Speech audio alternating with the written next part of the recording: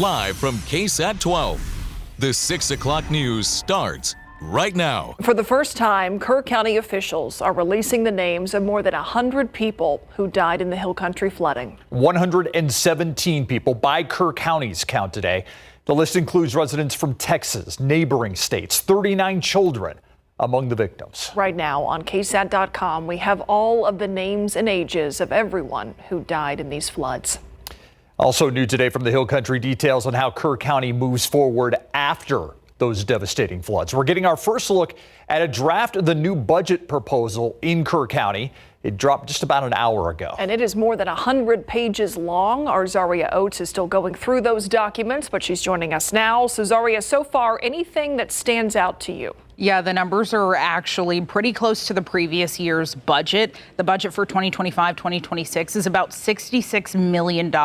This is about $750,000 less than last year's budget. This does include a slightly higher revenue from property taxes last year, and they're expecting about $54 million in revenue from those property taxes. Now, the biggest thing there is that there is no expected property tax increase right now. That additional money, about $2.7 million, is all expected from new properties in the county. So there are new properties. There is not an increase in property tax, at least not right now. This is solely from those new properties. Commissioners do also expect a $4.1 million from FEMA grants. So they're expecting this to be an additional income for the county because of those, of course, deadly 4th of July floods. This is not all said and done just yet. This is a proposed budget, and this is subject to change. We are staying on top of this, and as of right now, this new budget could go into effect on October 1st, but if it's not voted on by then, it won't happen by then. All right, we'll keep tabs on it, Zaria. Thank you. Well, you've probably heard a lot about the Hunt store since the flood. The famous spot in the small town took a huge hit, and since then, it's been the backdrop for a lot of politicians who've done interviews in Hunt vowing to help rebuild. But a place just feet from that store getting a lot less attention. It's the Hunt post office, or it was. The flood left nothing but the building's foundation behind. Symbolic in a way, because the postmaster there tells me the post office is the town's foundation. Right now we are standing at what used to be the entrance of the Hunt post office. That's a place you spend a whole lot of time. I've spent a lot of my time here, yes. How I've been long? here. Actually, today is my 30-year anniversary of being appointed as the Hunt postmaster. It's been 30 years today. What's it like for you to stand here now? I'm just heartbroken, just absolutely heartbroken. You told me an unbelievable story about the safe that was in here. Yes, the safe is a 1,400-pound safe. And as far as they can tell, it's probably was built in the 1940s. It was swept away in the flood down the river about a quarter of a mile. But what I thought was funny is when I got here Saturday morning to view things, a man walked up and he handed me something and said, "This is yours." You know, "Oh, thank you," and I took it, and then I flipped it over, and I looked at it, and it was my badge. That little teeny badge. That little teeny badge, and it still has mud all over the back. But the safe left, but my badge was still here. That's unbelievable. I met you in the parking lot of a church, Yes. covering a different story that day, Yes. but you came up to me and you said that it was important for us to know about what happened to the post office. Yes. Why is that something that you wanted to make sure people know about? Because so many of the customers have come to me and said, "But our post office was the heart of our town, and you're not really a town unless you have a post office." And so they've come to me, and it's just touched my heart. That it meant as much to them as it did to me. Yeah, this was your home away from home. This was my home away from home. And you're working on finding that next place. I am working very, very hard. Very hard. Right now, mail for people in Hunt is being processed about 7 miles away in Ingram. Galen is working to find a temporary location to be the Hunt post office, but she says that so far she's been told that the U.S. Postal Service wants a permanent location to be rebuilt right where it was. New video tonight showing the moments leading up to District 8 Councilwoman Uvalde Mesa Gonzalez's arrest. She was taken into custody back on July 24th under suspicion of DWI. In this video, Gonzalez can be seen swerving between lanes after leaving a club downtown. She apologized to the officer but denied that she had been drinking and failed a field sobriety test. The councilwoman releasing a statement today. It reads in part, quote, "First and foremost, I want to thank the San Antonio Police Department for their role in keeping our community safe. The video does not find me at my finest moment. I regret not being more forthcoming with the officer." She goes on to say, "I intend to take full accountability for my actions and will work hard every day to represent my constituents as the process moves forward in the justice system." End quote. Next week, the Uvalde School District and Uvalde County will release records from the Robb Elementary School shooting. The families of victims have been notified about that release. The records include 911 calls, videos, and reports. This move follows a court ruling requiring transparency about that 2022 shooting that killed 19 children and 2 teachers. Some people hoping that these records help bring truth and healing to that community. Between it happening in the defendant's home, the incident 72 hours prior where he was aggressive and stood and, as Maya said, breathed on her father's neck. Come on. Guilty. That was the verdict reached in the murder trial of Malik Pryor just hours ago. You just heard from Assistant District Attorney Nicholas Morrow in his closing arguments. Pryor found guilty of beating and strangling his neighbor, Jared Papin. Investigators say the 2 men were neighbors in the same apartment complex and had a history of heated arguments. Pryor now awaits sentencing. He faces between 5 and 99 years in prison. There isn't going to be a sentence that's going to be justified. It's not going to bring her back. She is mourning the loss of her loved one. That was Veronica Garcia. Her sister, Crystal Mendoza, died in a car accident in January off of Martinez La Soya Road next to Highway 281. 28-year-old Jose Alfredo Nino Lopez is facing charges in connection with that crash. Lopez is expected to take a plea deal. Garcia told us the family was not interested in a long trial that would take years, and they're ready to move on. You can read more about this case on our website at KSAT.com. Check out TransGuide on this Friday. A lot of people starting their weekend. Let's go to I-10 in Frio near downtown, and you can see the eastbound lanes of I-10 backing up as you head towards downtown on both the upper and lower decks. Not that unusual on any day, but especially on Friday. Your water bill could be going up next year. The San Antonio water system considering a rate increase. The utility says the extra money needed to pay for upgrades like improving wastewater centers and pipes that bring water to homes and businesses. The last time SAWS had a rate increase in 2020. Since then, SAWS says it has invested $2.2 billion in improvements.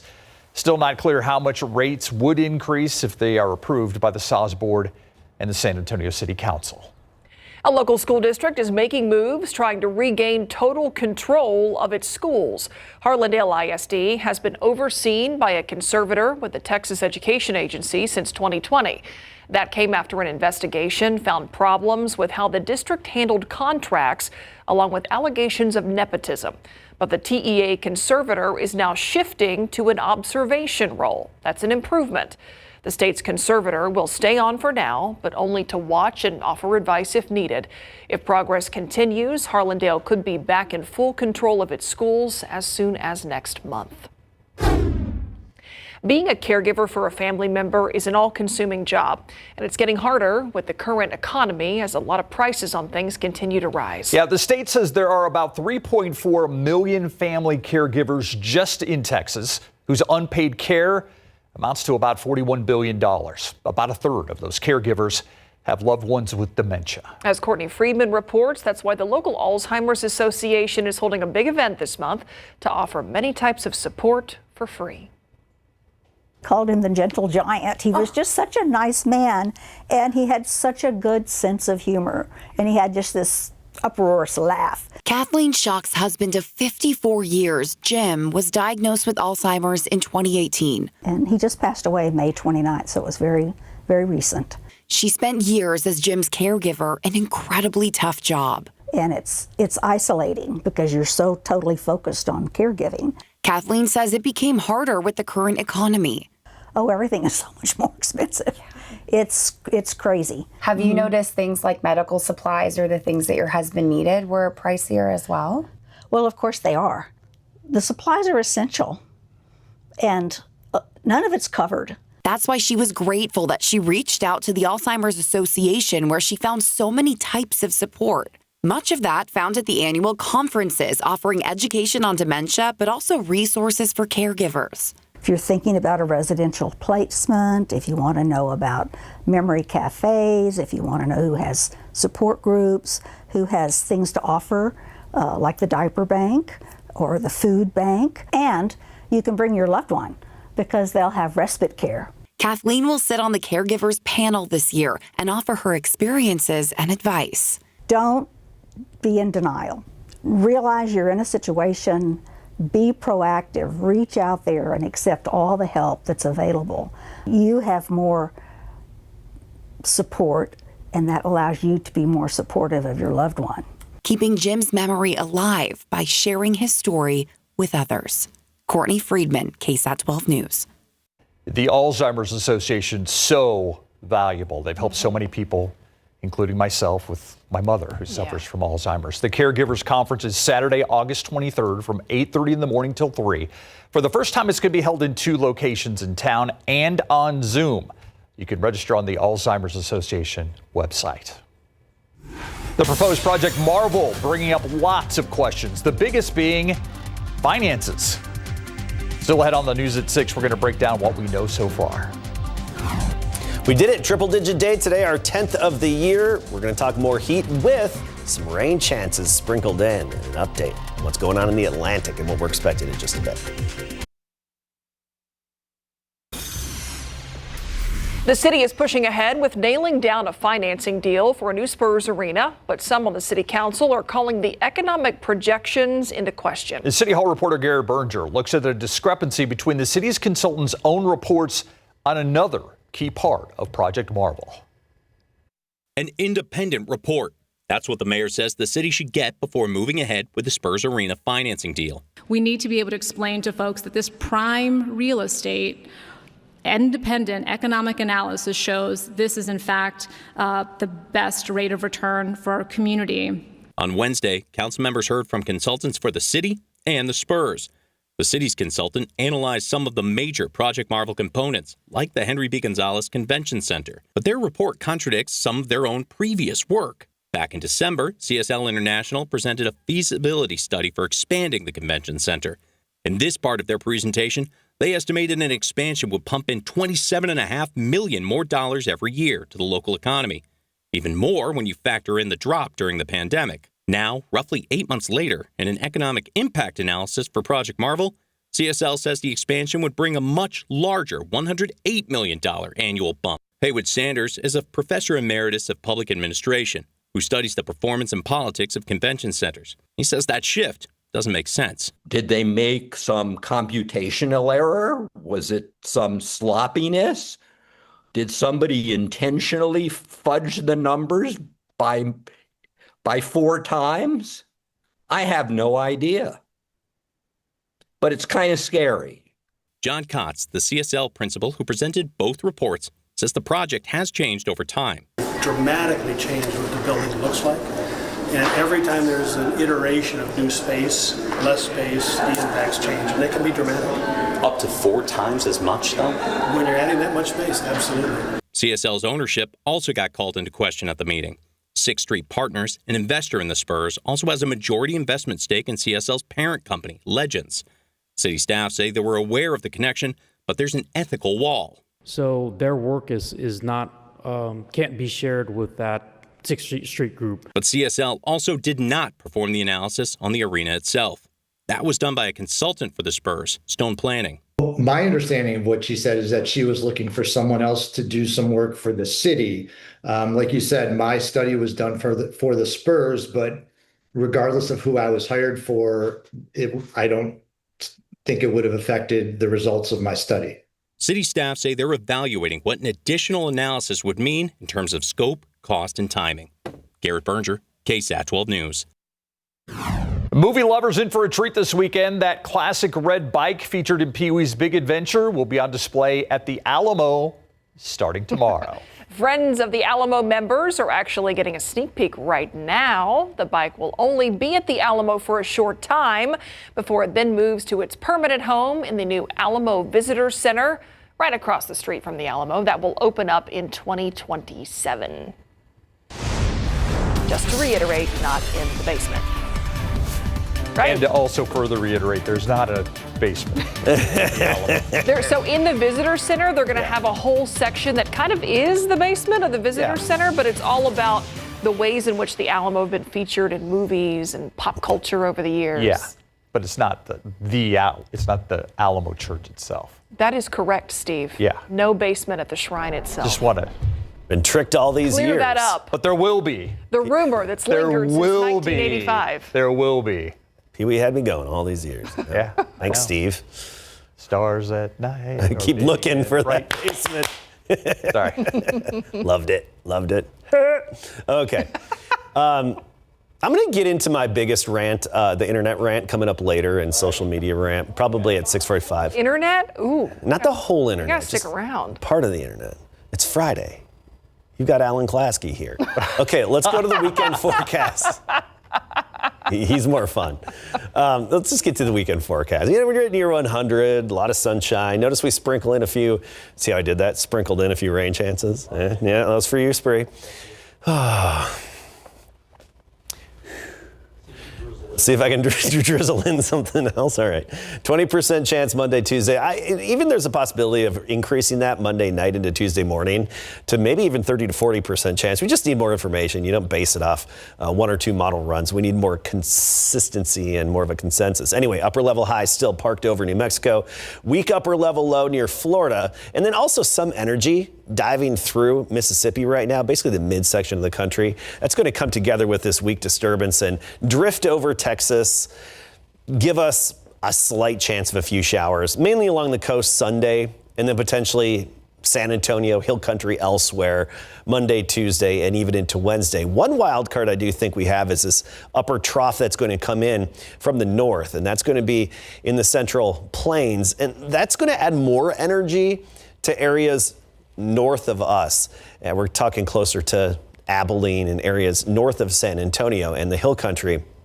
But there's a chance that we could tap into some of that action. So that's why I say there's the potential we could raise the chances a little bit. More than anything, this weak disturbance from the Gulf is going to get absorbed into that bigger one off to the north. Overall potential, yeah, it's there. And for August, even talking any bit of rain potential seems different and odd compared to summers past, but there is a little bit of potential out there.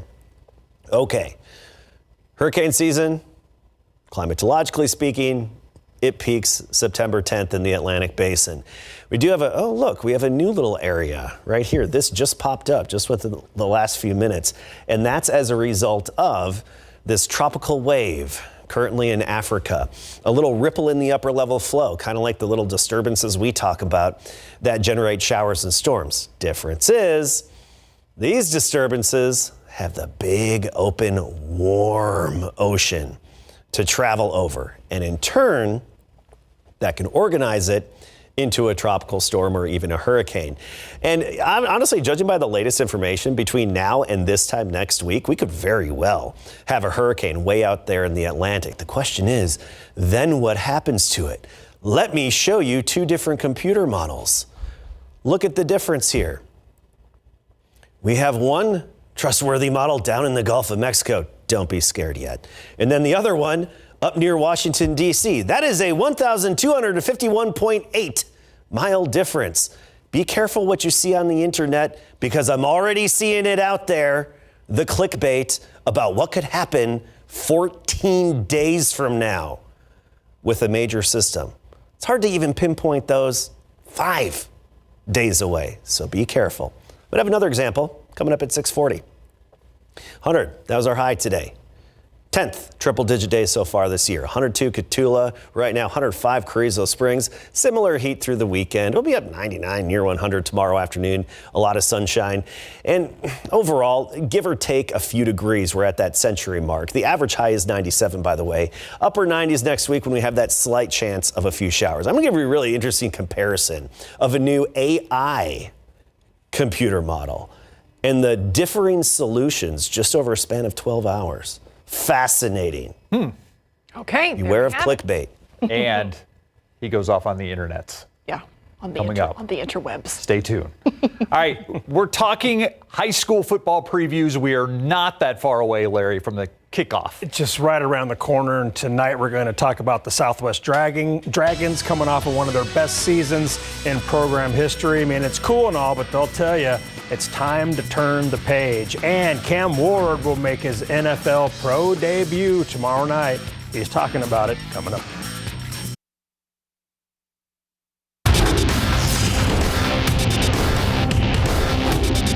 The sun came up at 6 a.m. yesterday, and it's the 2025 football season. Nobody cares what we did in 2024.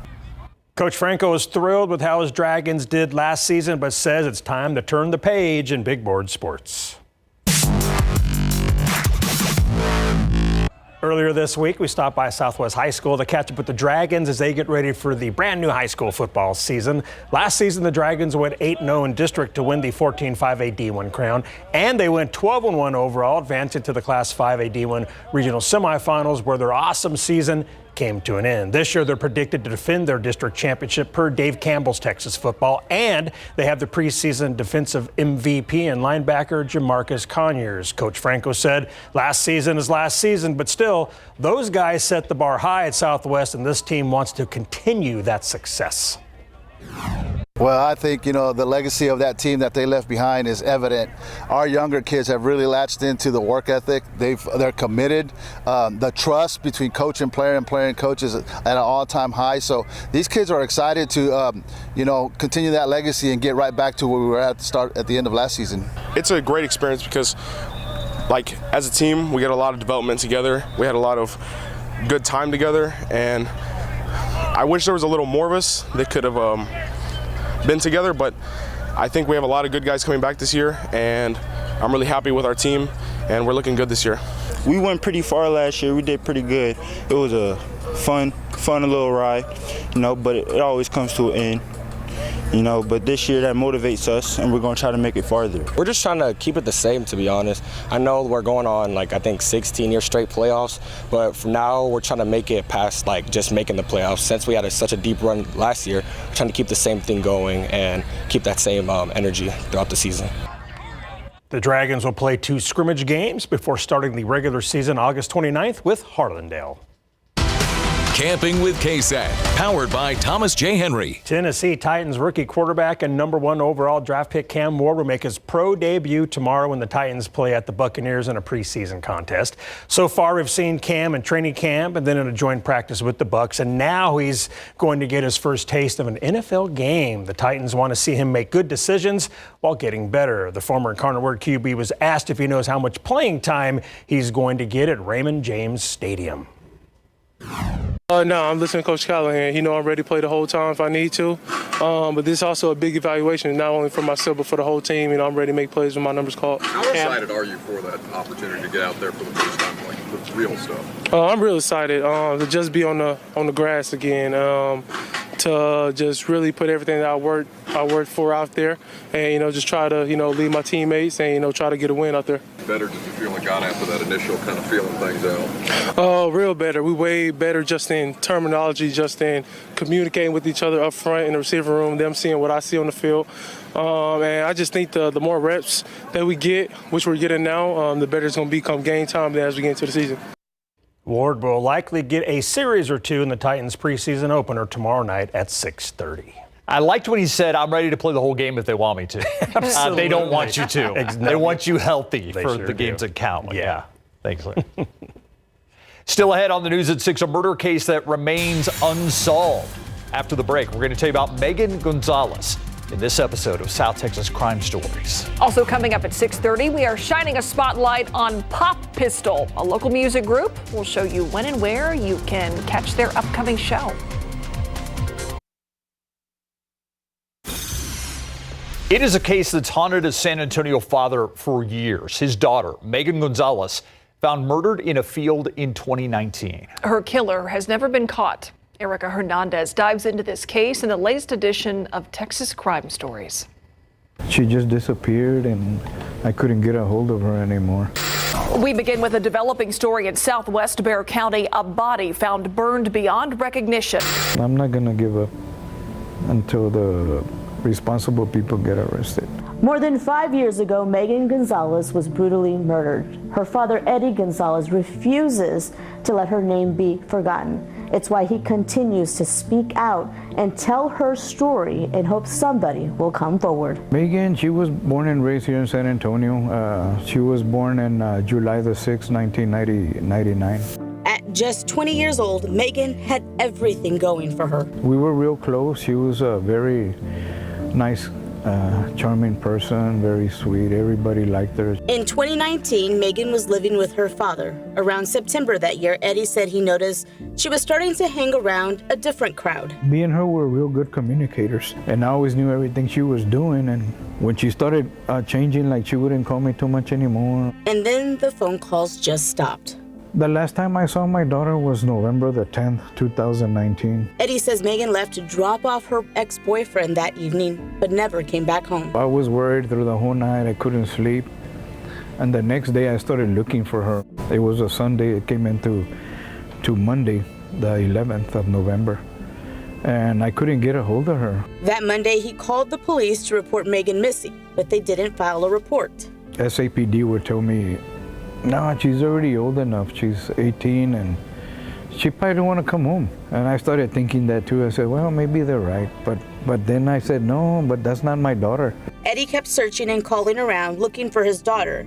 Then his wife, Megan's stepmother, had a surprising meetup while driving on the west side. She saw a young man driving my daughter's truck, and she called me. I remember she called me right away, and I was at work. She says, hey babe, I see somebody driving Megan's truck. I said, are you serious? According to Eddie, she was able to catch the driver's attention and get him to roll down his window.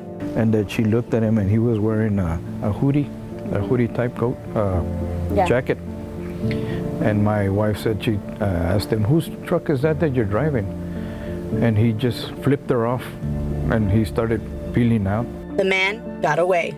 It wasn't until the third time he reached out that SAPD finally filed a missing persons report, but by then it was too late. On December the 3rd is when my daughter was found. This was the scene that evening in southwest Bexar County. A property owner was plowing his field when he made the discovery. Sheriff Javier Salazar said the body was burned beyond recognition. Her truck later found at an apartment complex off Bandera and 410. I don't understand why that happened to her, because everybody liked her. She got along with anybody. As investigators began their investigation, Eddie did his own as well. I started looking into it a lot and asking a lot of questions. I searched a lot of the social media, and I saw, comments and people talking, and I was screenshotting them. Eventually, Eddie and his wife were able to get a sketch made of the man she saw driving Megan's truck. This is that sketch. That's the only person she ever saw, or me too. Yeah. But I had also heard that other people were seen driving my daughter's truck. As the years have gone by, Eddie has not given up hope. In 2024, this AI-generated video of Megan was created. My case is still unsolved. The case remains open, and there's a Crime Stoppers reward for up to $5,000 for any information which leads to an arrest. As for Eddie, he continues to look for answers and isn't giving up hope. And I'm never going to stop until we get justice and she can rest in peace and I can get a closure, me and the family, for my baby.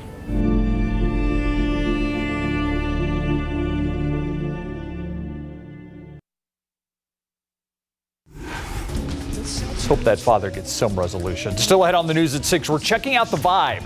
On our newest edition of SA Vibes, how Pop Pistol is about to celebrate 2 decades on the San Antonio music scene. Next.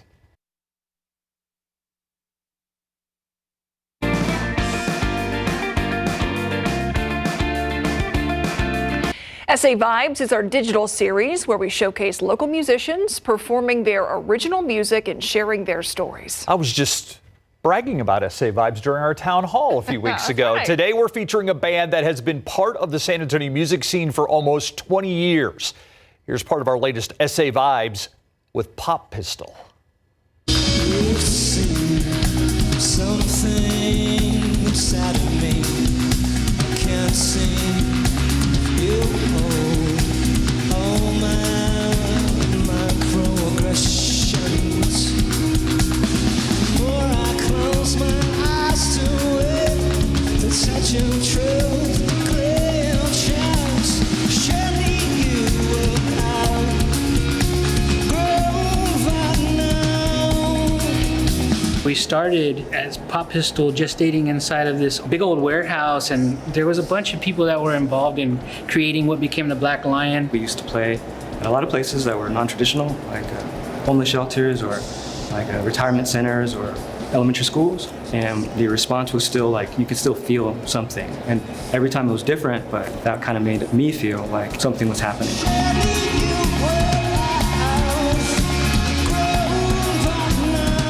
We started in a garage and then went to house parties and to music venues. From there, you find fellow bands are doing the same thing, and you find camaraderie within that. That will never get old, no matter if it's from 20 years ago to right this moment. I'm happy to be releasing a new song every few weeks this year, and that's our goal, is to release a new song every few weeks, make some videos. So enjoy it, because I keep saying it's Pop Pistol season.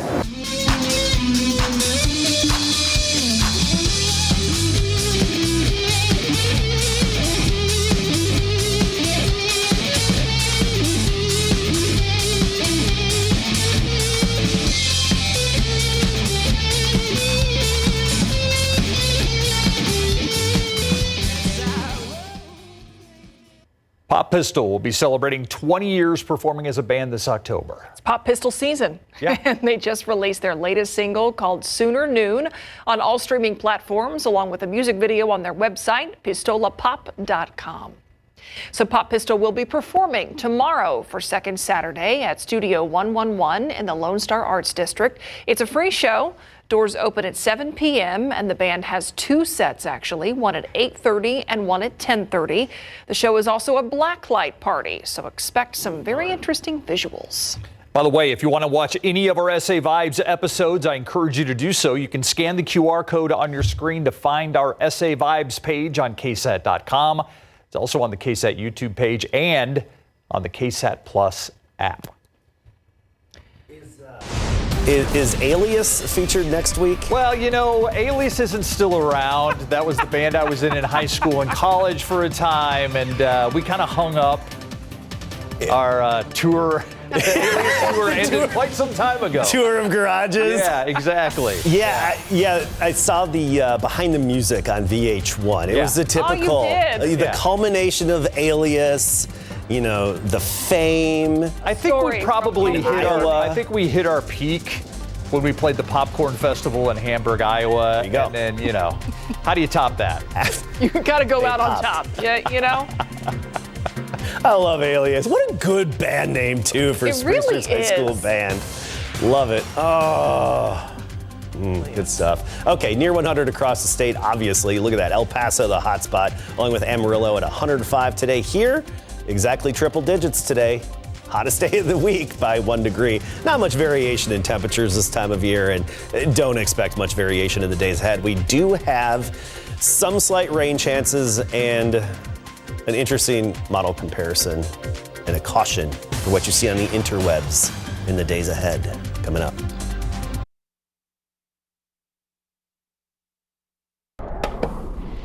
All right, the tropics and a cautionary tale about the internet. Adam Caskey. You got me on a Friday. On a Friday. Yeah. Or as we call it, Alan Klasky on a day like today. Yeah. You know one thing I can't stand?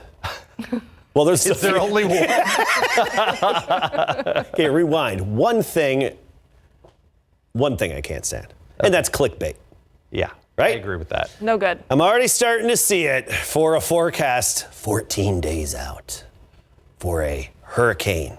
Mind you, we're still trying to improve our 5-day forecasts 14 days, give me a break. This is an interesting example, though. This is the European model. They've got a new AI version of it, which I've actually seen some success with the AI version and, the synoptic scale weather, the big scale weather.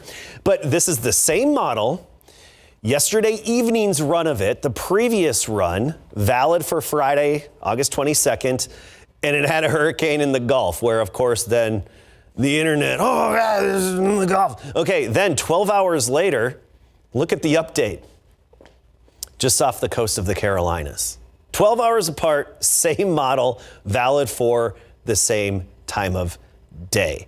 Remember, we're still trying to get it just a handful of days out, opposed to weeks away and 10 days or more. So exercise caution on the internet. And they're always going to say, well, this isn't really a forecast. This is just, it's just something that could happen. It's one model run.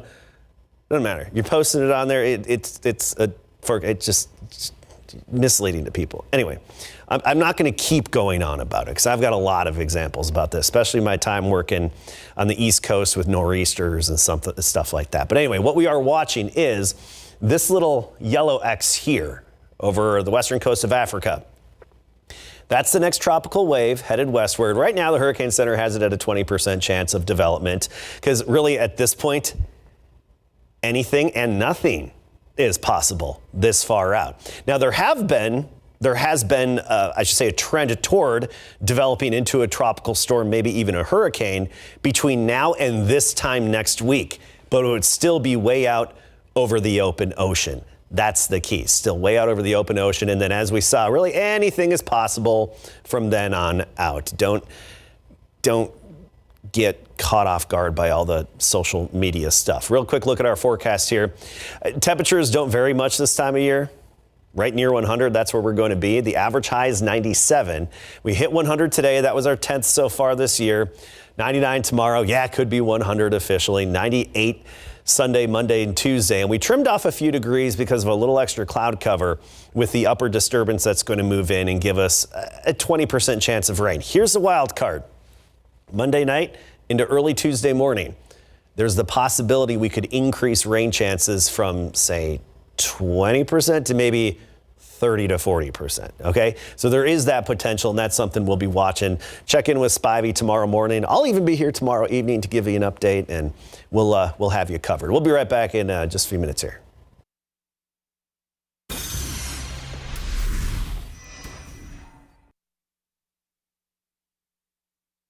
Wednesdays, Thursdays, KSAT Sports Now. It streams any way you stream KSAT. You can stream KSAT Sports Now. We're going to talk about quarterbacks that want to play in the preseason, but probably won't a lot. Yeah, so Dak Prescott wants to play for the Cowboys in the preseason. Shoddy said that's not going to happen. So Joe Milton III is going to get a lot of playing time. Their first preseason game is tomorrow at the Rams. And this Milton guy is, 6'5", super strong. He said earlier today in the Sportscast he threw the ball 90 yards in the air while at the University of Tennessee. That's impressive. It's like an Uncle Rico. Absolutely. I'll throw that football over that mountain. Yeah, I can throw it over that mountain over there. C.J. Stroud wants to play for the Texans tomorrow in their preseason opener. Haven't heard if he's going to play, but I highly doubt that they're going to let him play. In the meantime, he's talking tonight about the frustration he feels at practice when he faces that Texans defense, which he says is pretty darn good. And you know that our producer, Carlo, a huge Tennessee Titans fan. He wants to see Cam Ward. Yes, and Cam Ward will play tomorrow when the Titans take on the Buccaneers in Tampa Bay. There is a real possibility that Dak Prescott won't play at all in the preseason? Absolutely. He's just probably going to have to rely on training camp reps, but that's not new. He's done that in the past as well. I know, but don't you want to get game reps again? I don't know. A lot of these guys say they got to get hit just once so they can feel it. That's what I was thinking. Yeah, by somebody else. But I can see Cowboys being cautious with Dak. I understand. And they're not the only ones. No. But I just Interesting. All right. Thanks. All right. KSAT Sports Now comes your way 7 o'clock tonight. We'll be right back. Keep in mind, over the past 30 years, we average 18 triple-digit days. So far this year, we're at 10. But keep in mind, that's behind pace, especially of 2023 and 2022. We had 43 and 56 by this time, respectively. We don't mind being behind I was Paige. gonna say, I'm fine. We're good with that Yeah, pace. we're good. Thanks for watching. See you.